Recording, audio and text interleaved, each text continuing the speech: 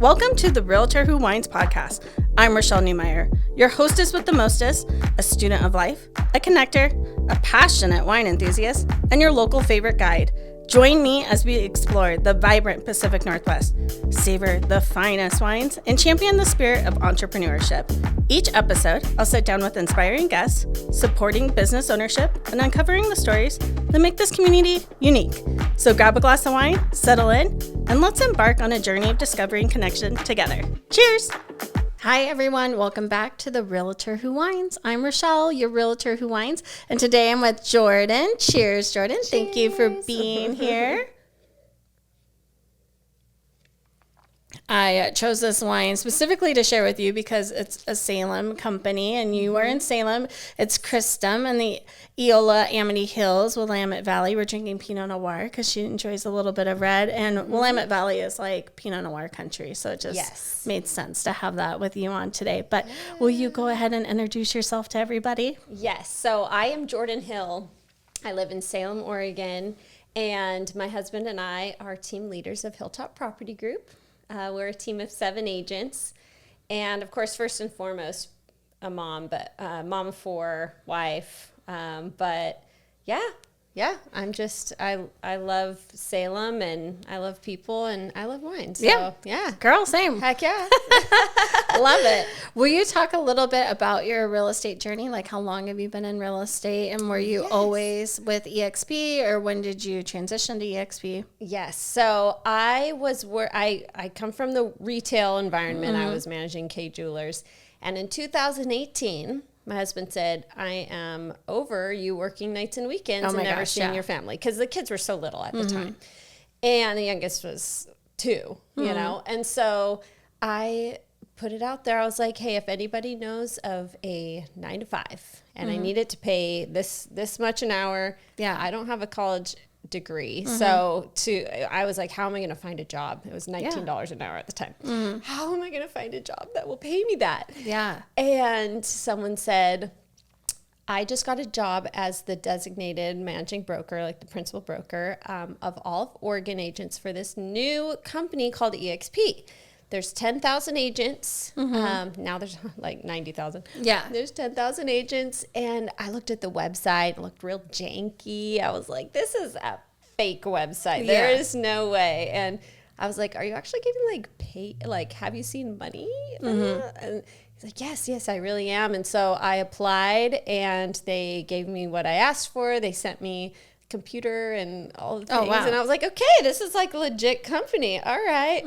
And that was in 2018. And I worked as corporate staff with them for 4 years. Oh, okay. So, and then I got licensed about 5.5 years ago. So I did both for about 2.5 years.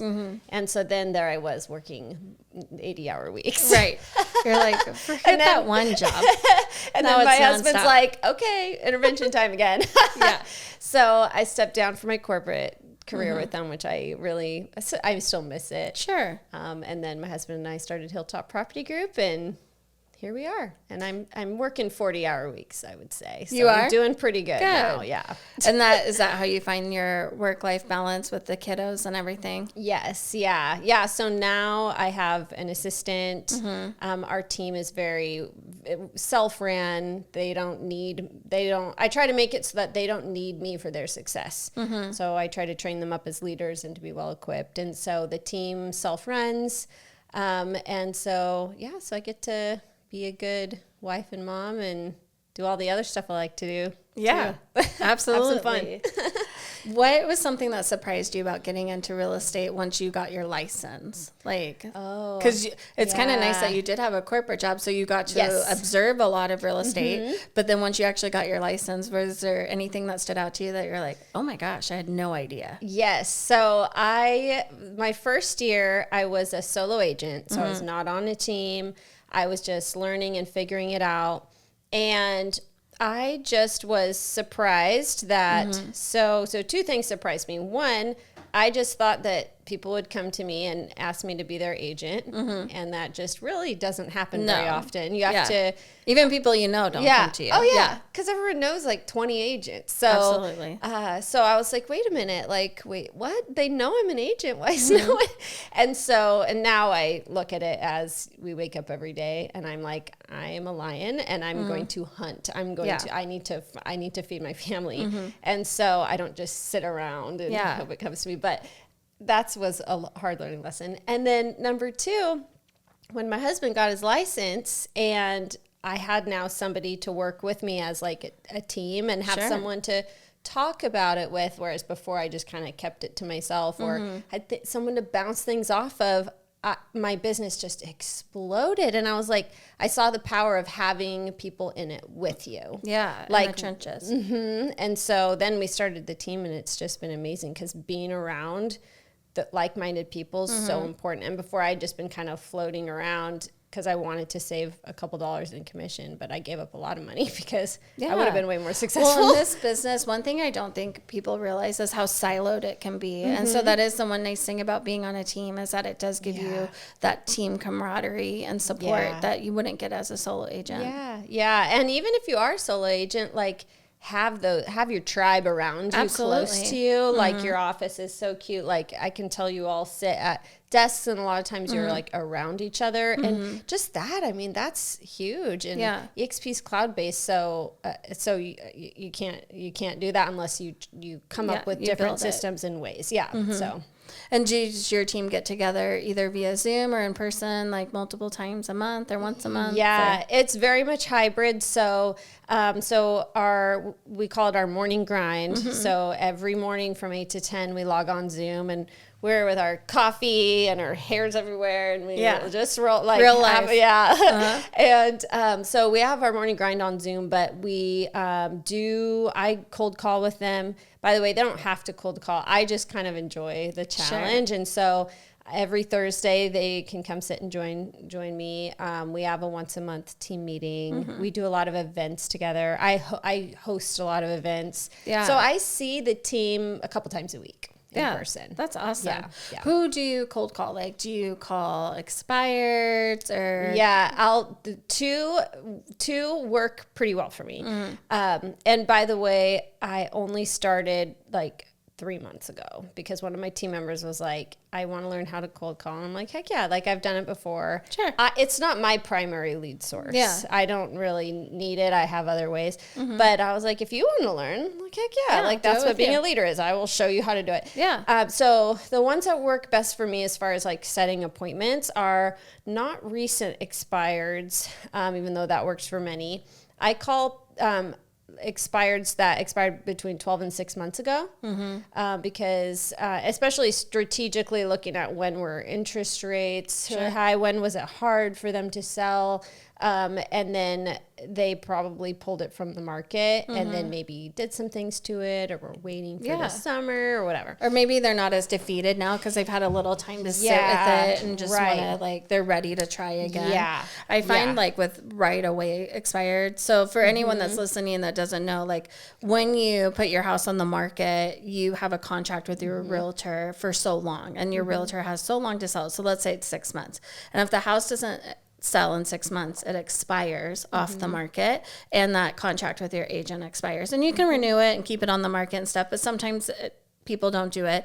And what happens is I find, and sellers don't appreciate this at all, is they get 30 phone calls a day it expires and like, hey, I could sell it better and I could do it for this and blah, blah, blah. And they're so burnt out and frustrated because they're already frustrated that their house hadn't sold in 6 months or 8 months or a year or whatever. And so the last thing they need is like 30 sales pitches nonstop the day it expires. Yeah, exactly. So they're not as open to it. Yeah, like that works pretty well for me. And then the other thing is I just do traditional circle prospecting. So if I just sold a home or someone on my team just sold a home in a neighborhood, or if I have an upcoming listing. That works pretty well for me. And then I do try to be strategic. Like right now I have a 2-bed, 1-bath coming up. And so it's in an area that has 1-bedroom homes, quite a few of them. And so I've just been calling them and say, are you ready for another bedroom? Just so you know. Or if you know anybody. Yeah. So those work really well for me. And then also I do call FSBOs for sale by owners, and I don't try to sell their house. I just ask them, can I come in and take like a video tour and send it to my clients that might like your home? Yeah. It gets me face to face with them. Yeah. And again, sometimes people don't know what they don't know. So sometimes for sell by owners are selling because they've heard things or they've had a really poor experience. So for example, back to those expired, like maybe they had a really bad experience with an agent and now they just want to try it on their own. Yeah. But really sometimes it just takes that face to face or just like, can I please host an open house for you? You don't have to pay me. I'm not going to try anything, but this way I can get people in your house and I could also potentially get a client that might want to buy your house. And then once they see you doing work and like that you're there for them and it's not just about you and the commission, they then understand like, oh, okay, she's actually going to market my house, sell my house, work for me, not work for her. Exactly. And I think that's like the big thing in our industry to the general public is that we have this like stigma out there about us that it's all about like us. Yeah. When so many agents are like you and I, where it's like about the client. Yeah. And they come first all the time. Oh, of course. Yeah. We don't have commission breath. No. Oh my gosh. I love that. You should make a t-shirt. They can sense it. I smell your commission breath. That's so funny. Right? I love that. It's very obvious when that's the case. And so, You're also very active on social media. Is that more just to engage with your own sphere? Do you get new clients out of it or build teams out of it, or is it for fun? All of those things. Same for me. Yeah. So it is it's a great way to stay in front of my sphere. I would say that is the most important thing. But coupled with that, I have to constantly grow my sphere, because if I'm only in front of the same old people, that like limits me. So I add people to my social media when I'm out in the world or at events all the time. Like yesterday, I pulled over. There's these guys with a taco truck, and I pulled over just to see if they ever did special events, because I'm always doing special events. And they said, and now we're best friends, and they're on social media. Love it. Their phone number. Like everywhere I go, I try to add people in. And so social media allows me to then stay in front of these people. And then I do meet lots of great agents. If they're in Oregon, I love like seeing if they're a good fit for my team, of course, but like literally, so I nurture my relationships with other agents in other markets and states just as much as I do people that are in Salem that might, because so much of my business is incoming referrals and I send out a lot too. But like I calculated my, like last year, I had like 8 deals were from other agents. And so I love connecting with other agents. And then I do get leads from it. Yeah. Well, and the same with connecting with other agents out of state, even agents in our own state. I've talked about this before too, is like, well, you'll experience this because you're in Salem. I know a lot of agents that won't go to Salem. I'm like, what? Yeah. I'll go to Salem. But for those that won't, you're a great referral partner. Or then like some agents in Salem would never drive to Portland. Right. So like sometimes it's not even, it's like 40 minutes in your own metro and agents are like, nah, that's not my area. So having referral partners is just such a great way to like help your clients, because you're doing them a disservice. If you are trying to sell in an area you're not familiar with, you can't really help them as much. Right. But you also don't want them to just flounder and not know who to work with. So I love that, like, you can just be like, oh, you know what? Let me connect you with Jordan. She can take care of you. And she can show you the Salem, like everything about Salem. She can help you find a dentist, all the things, a hairdresser, all the things, because she knows everybody in Salem. So I just think that's important to connect with other agents. And then you feel good about receiving the referral or giving it. Yeah, 100%. Yeah.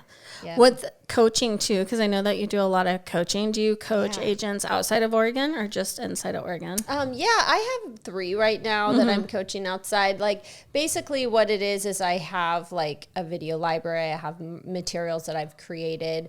And then I do several live Zoom options for them. And then also goal strategy sessions and just get, there's so many resources that I can give them that aren't EXP related.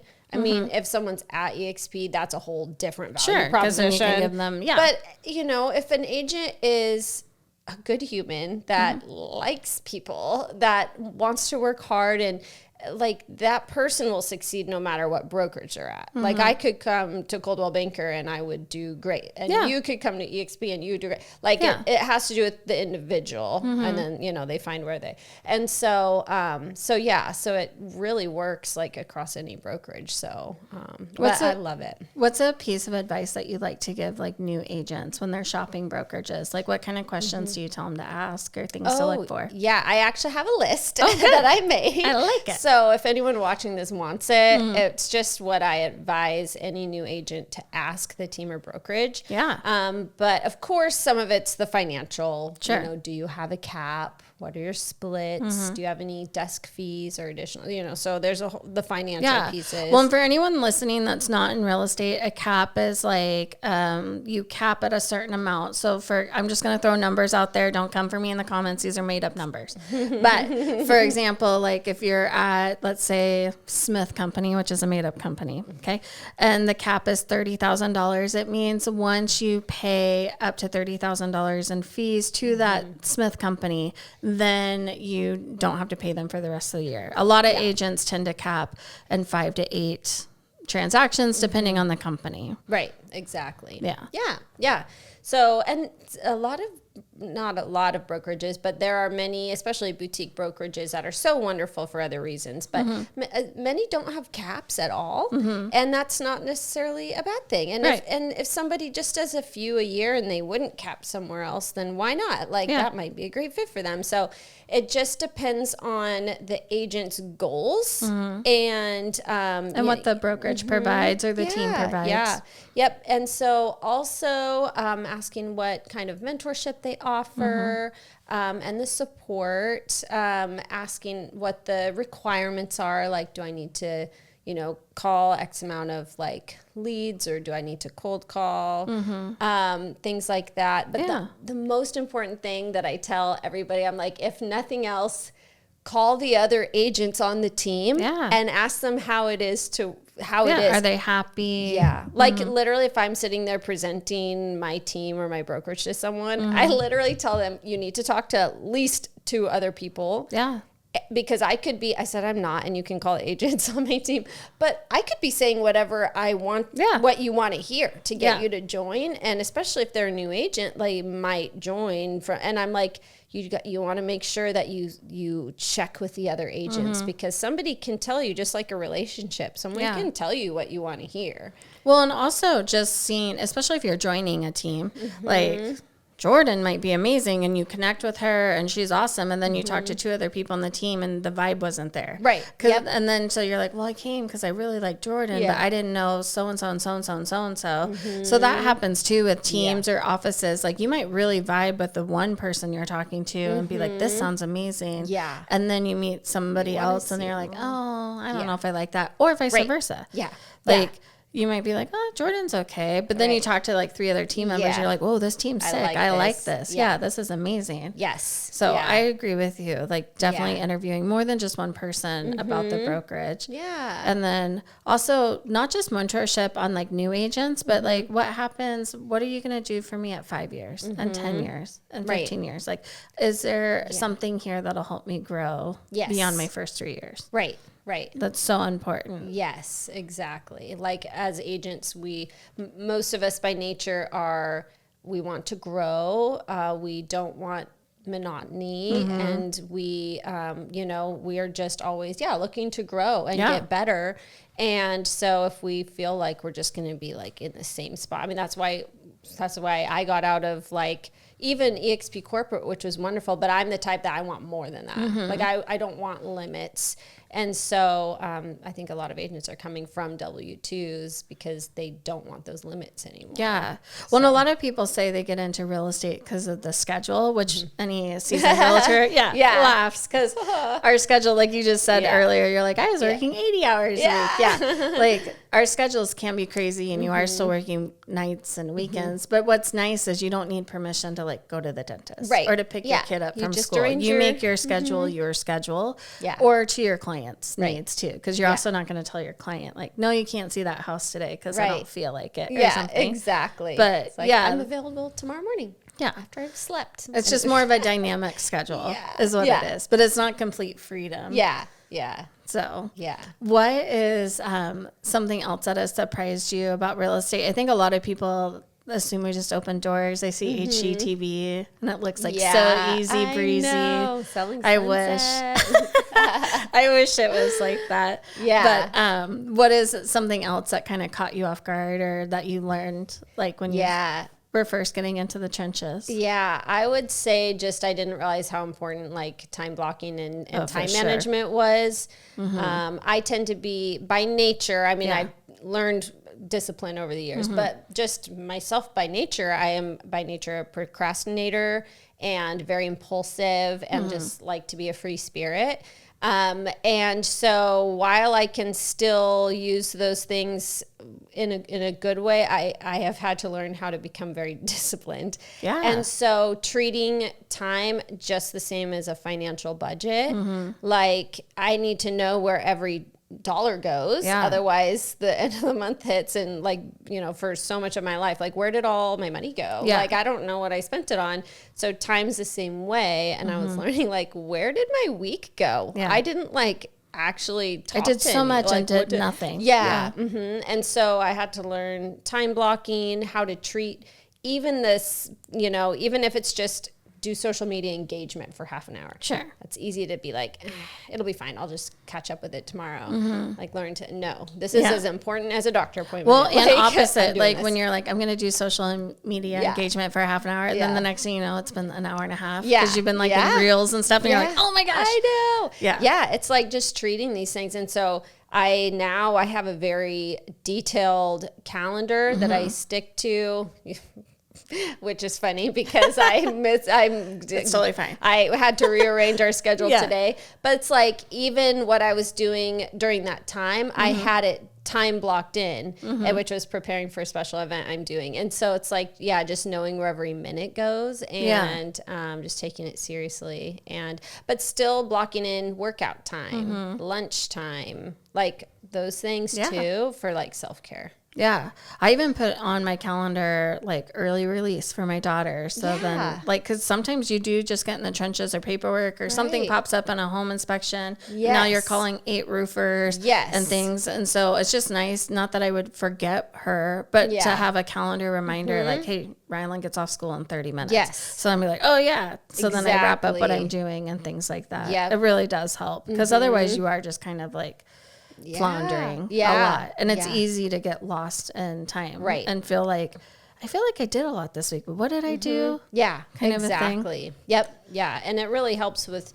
tracking what's working because if we keep a detailed calendar, then if we are just realizing like I'm not getting the amount of needs from my lead generation efforts, it's so easy to look back and see accurately exactly where our time is spent. And like, okay, like obviously this isn't working. So I'm going to adjust things and then try that. So I know I teach a lot of social media classes and I always laugh when people are like, well, I tried social and it didn't work. And I'm like, well, what did you do? And they're like, well, I posted on Facebook once. You're like, okay, well, your effort wasn't really there.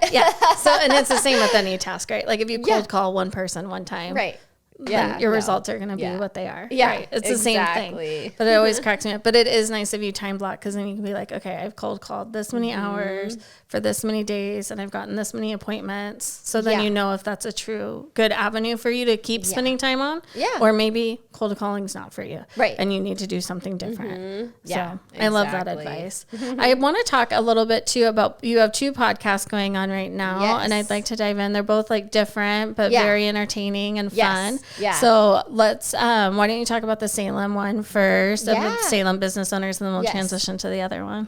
So so there is a local, like essentially newspaper in Salem called Salem Business Journal. And it's been exactly that for like 35 years. Print, and then became digital and like news stories, like, okay, and geared towards business owners. So business journal. So any kind of news or articles that a business owner might care about. Yeah. And then, and did they come up with the name or did you name it? My podcast, I came up with it with the owner of Salem Business Journal. Okay. So I met the owner now, but he was just partners with he was co-owner last summer, and we got along great, like just, you know, like talking about business, and we realized we're very like-minded. And so he ended up buying out his business partner in this last January. Oh, okay. And was like, I'm modernizing this thing. Yeah. This is not like an old dusty thing like it's been forever. Like, it's always been good, but it's 2025. Yeah, you got to pivot. Yeah. So he started a media company. So it's essentially now it's like a media company that owns a newspaper and also a lot of other media products. And with that, he started 5 podcasts, all different. One's AI, one's local news, blah, blah, blah. So he wanted a business podcast, and he came to me like, I think December or January, right around the time he fully bought it. And he said, will you do like a Boss Babes type business podcast? I want to have like a bit, like maybe a guy do one, you do the Boss Babe and pink and high heels and blah, blah, blah. And I said, no. I was like, I love the idea of doing a podcast for you because you are amazing and I love how you're running your company. But I said, I'm just not really a boss babe type. I am a babe. And I am a boss. And I do wear heels. But like the people that I'm around and that I talk with and I do business with are men and women, and I don't really carry the way, and I don't put a lot of energy. I agree with that. It's really needed and necessary, but I think I'm just so much like not that I'm like a negative feminist or anything, but it's like I'm so much that way where I don't see any difference, and I'm like I already feel equal, so I'm not really putting energy into just like that space. Like I agree with it. I'm just not one of those, like, you know, like women power people. Like I just power, like more power to us all. And we're all just playing ball and that's it. And so I said, but if you ever want to do just like a business podcast, I'll be there. Yeah. So then a few weeks later, it's like, okay, like you just have to do it, like business podcast. Yes. And so, so it was mostly his idea, the name. He's like, I really want to like incorporate like a American story, something that everybody knows about, and it's really powerful. And so we spent a while identifying like who's the target audience, business owners and entrepreneurs, small to medium. Yeah. And just the failure rate is really high. It's hard to run a small business. Some industries more than others. And I was like, I just want to host it and give them the best chance that they can. So like each guest, and like each guest like offers up a tool or a strategy or a piece of advice that business owners of any industry can like take that strategy and implement into their business right away. Yeah. And so he said, how about the story of the Wright brothers? Because here are these two brothers with a bicycle shop, the dirt to the ground. And they were the underdogs because they were up against, like creating the airplane, they were up against a federally backed kind of giant. Yeah. And they still, because of grit and hard work, they still developed the airplane quicker than like with nothing. Yeah. And so they were the underdog. There was somebody bigger and better and badder, and still they were able to create the airplane first. So Dirt to Sky Business Podcast is the name. Which I love. And what's so funny is when you tell that story, it just gives a totally different perspective. But I know you. When I first saw it on your Instagram, I was like, oh, that's so cute too, because I thought of it as real estate. Like houses start from dirt to the sky. And I was like, oh, how cute. And then when I started listening to it, I go, oh, that's not what she meant at all. But that was just what I initially went for, was like, oh, like a house, like dirt to sky. It's better than this other guy that I talked to. He's a Corvallis, Oregon real estate agent. And he said, is that, what did he say? Is that about people that die? Like their bodies. You're like, go to spirits, go to, yes. And I'm just we'll like, be channeling it's not about people that die. We'll be channeling everyone's past loved ones on this podcast. Oh my gosh. All the businesses that died. Is better. I'm glad. Oh my gosh. No, yeah, I just first. instantly thought real estate. And then I started listening to it and I was like, oh no, it's about like business and growth. Like, yeah. So it's been fun. I've been able to interview anything from a house cleaner and physical therapist up to people that have built a big business and franchised it all over the country. And country music singer. I mean, just like really all sorts. He was so sweet. I just listened to that one last night. I was like, oh my gosh, what a little cutie. I know. Yeah. He'll be, we actually, wrangled him up to, sing at, do live music at an event we're doing on the 28th. So so it'll be fun. So you can come down and meet him. Yeah. Yeah, I would love to. And so that podcast, when do episodes come out and how can people tune in? Every Monday. Yeah, every Monday. And it's Dirt to Sky Business Podcast on, for now, Spotify, YouTube, and they're working on getting it on the Apple Podcast Store. So. Awesome. And then talk about the other podcast that you have with your friend. So the other one is called the Real Cut Podcast. And so this one started, I mean, we're coming up on a year pretty soon. And it's my best friend, Oli. He's a barber. And we have been friends for like 11 years and then like best friends for like 7. And so he... like, and I will disclaimer, like he's my best like guy friend. I have a best like girlfriend, but she lives a few hours away. And she's listening. You love her. All the things. Absolutely. And actually, low key, I did try to matchmake them one time because I'm like, I could have my 2 best friends, but it wasn't successful. But anyways, but he, I mean, we're just, so close and we do like our triathlons together. We work out together, all the things. So we're like, we should, well, when he and I talk, we're just like in the podcast, right? Blah, blah, blah, like just, have a great time. And we're like, well, why not? Let's just do it. Let's sit down. And cause we always would talk during our runs and our workouts. And we're like, we never really hang out outside of our workouts. Like, let's do a podcast. So we did. And we actually have quite a few people that listen. And it's fun. It's kind of like a radio show almost. Like someone's like, you guys should be like radio hosts, which I have too much going on. But like, so it's kind of like that, you know? And so we just have fun. It's more like a lifestyle podcast. So we do reference our businesses and our kids and stuff like that, but you also just talk about stuff that's in the news and like react to things going on in the world and share stories with each other in day-to-day life. It's super fun, so it's really fun. And that one is also on Spotify. Spotify, and we don't have it on Apple Store right now, so it's Spotify, and then we'll just do the Reels on Instagram, so it's pretty casual. I love it. Yeah.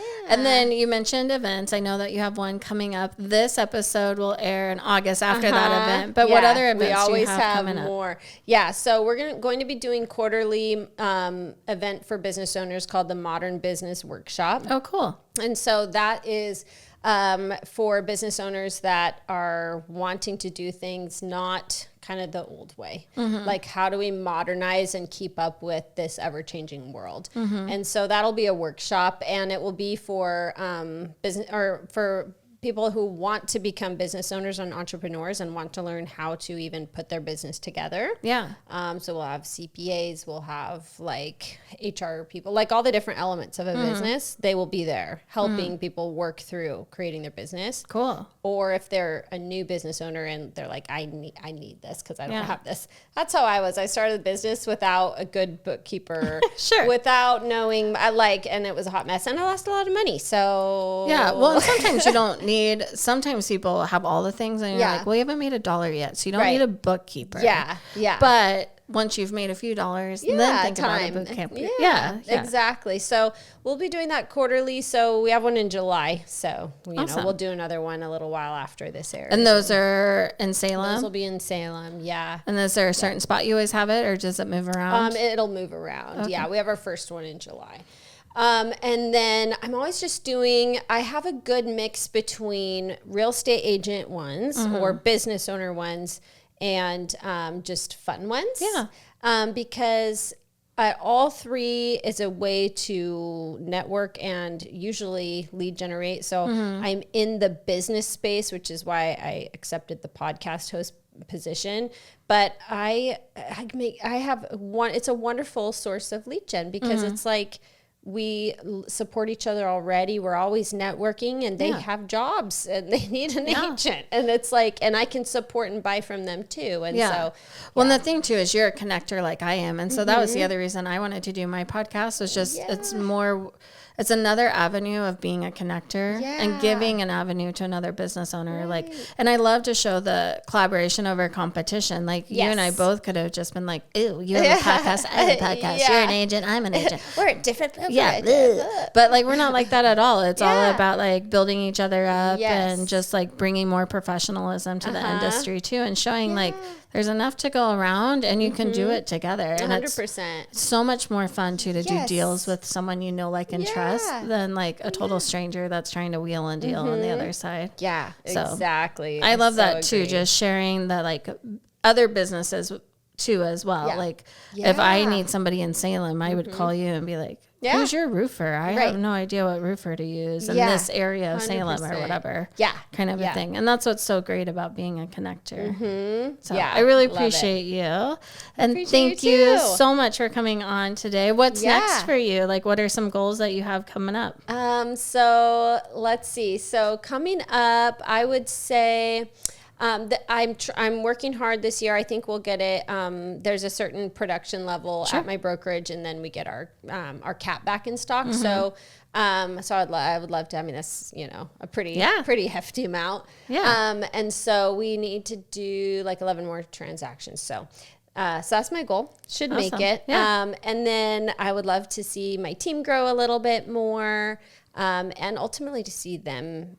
Just like last month was their biggest production month, and I'm like, I felt like like a mom. I'm like, my little babies, they're growing up. I'm so proud of them. So I think just like leveling up all of that and still maintaining work-life balance, which I'm thankful. It's going pretty well. So I'm like, I'm gonna go camping and like be with my kids outside in the dirt and the pond. That would not be, that sounds kind of gross. A river and lakes. There we go. There you not go. A pond. I'll fish in the pond. There you go. So, nice.